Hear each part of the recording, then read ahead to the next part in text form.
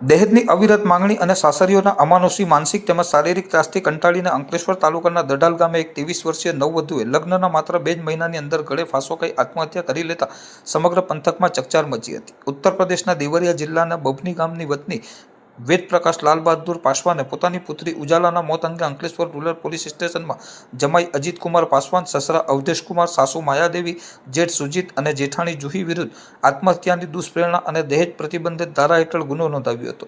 ગત તારીખ 11/7/2026ના રોજ સવારથી 8 થી 9 વાગ્યાના સમયગાળા દરમિયાન ઉજાલાએ પોતાના ઘરના રૂમમાં પંખા વડે સાડી વડે ગળે ફાંસો ખાઈ આત્મહત્યા કરી લીધી હતી. જે બાદ યુપીથી દોડી આવેલ પિતાની ફરિયાદના આધારે પોલીસે કાયદેસરની કાર્યવાહી હાથ ધરી છે.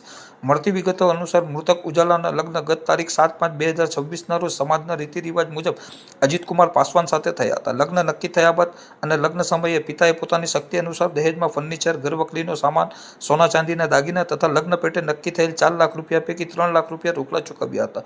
લગ્ન બાદ ઉજાલા તેના પતિ સાથે અંકલેશ્વરના દડાલ ગામની હરિકૃષ્ણા રેસિડેન્સીમાં રહેવા આવી હતી. જોકે સાસરીમાં પગ મૂકતાની સાથે તેના પર માનસિક ત્રાસનો કાળો કેર વર્તાવવાનું શરૂ કરી દેવાયું હતું.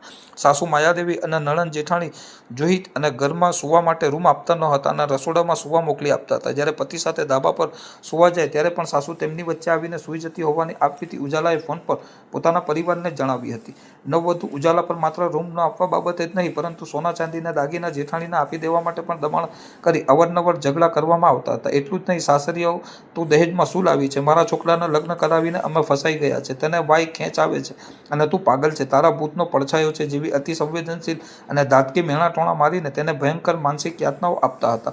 આ તાસની પરાકાષ્ઠા ત્યારે આવી જ્યારે મૃતકના પતિએ મકાનનો હપ્તો ભરવા માટે પિયરમાંથી 5 લાખ રૂપિયા લાવવાની માંગણી કરી હતી. ગત તારીખ 10 જુલાઈના રોજ ઉજાલાએ રડતા રડતા તેની માતાને ફોન પર આ હપ્તાના રકમની માંગણી વિશે વાત કરી હતી. જેથી માતાએ હાલમાં આટલી મોટી રકમ આપવાની અસમર્થતા દર્શાવી ભવિષ્યમાં જમીન વેચી દઈને મદદ કરવાની ખાતરી આપી. આ ઘટનાના બીજા જ દિવસે એટલે કે 11 જુલાઈના રોજ સવારે જમાઈ અજીત કુમારે ઉજાલાના પિયરમાં ફોન કરીને જણાવ્યું હતું કે ઉજાલાનો રૂમનો દરવાજો ખોલતી નથી અને ત્યારબાદ સાસુએ ફોન કરીને જણાવ્યું હતું કે ઉજાલાએ ગળે ફાંસો ખાઈ આત્મહત્યા કરી લીધી છે. બનાવની જાણ થતાં જ પિતા વેદ પ્રકાશ પાસવાન તાત્કાલિક ગુજરાત દોડી આવ્યા હતા અને દીકરીની લાશ જોઈ હૈયાફાટ રુદન કર્યું હતું. અંકલેશ્વર CHC હોસ્પિટલમાં પોસ્ટમોર્ટમ બાદ ડોક્ટરોએ પ્રાથમિક દ્રષ્ટિએ ગળે ફાંસો ખાવાના કારણે જ મોત થયું હોવાનું જાહેર કર્યું હતું. આ ચકચારી કિસ્સામાં અંકલેશ્વર રૂરલ પોલીસ સ્ટેશનના PSI PJ સાળુકેએ ગુનો નોંધી આરોપી સાસરીઓ વિરુદ્ધ કાયદેસરની તપાસ અને ધરપકડના ચક્રો ગતિમાન કર્યા છે.